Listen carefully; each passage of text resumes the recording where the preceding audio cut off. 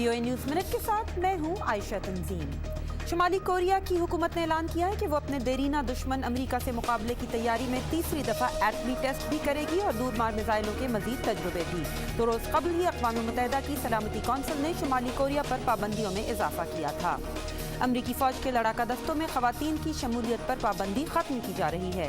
फ़ौज के दीगर शोबों में ख़वातीन को पहले ही काम करने की इजाज़त थी। इंसानी हुकूक की चंद आलमी तंजीमों ने इल्ज़ाम लगाया है कि माली में इंतहा पसंद गिरोहों के खिलाफ एक्शन में सरकारी फ़ौज के कुछ एहलकारों ने दर्जनों अफराद को बगैर मुकदमा चलाए कत्ल कर दिया है। और जापान को गुज़िश्ता बरस रिकॉर्ड तजारती खसारा हुआ है, जिसकी वजूहात में तेल की दरामद में इजाफा, यूरोप को दरपेश माशी मुश्किलात और चीन के साथ ईस्ट चाइना सी के चंद जज़ायर पर तनाज़ा शामिल है।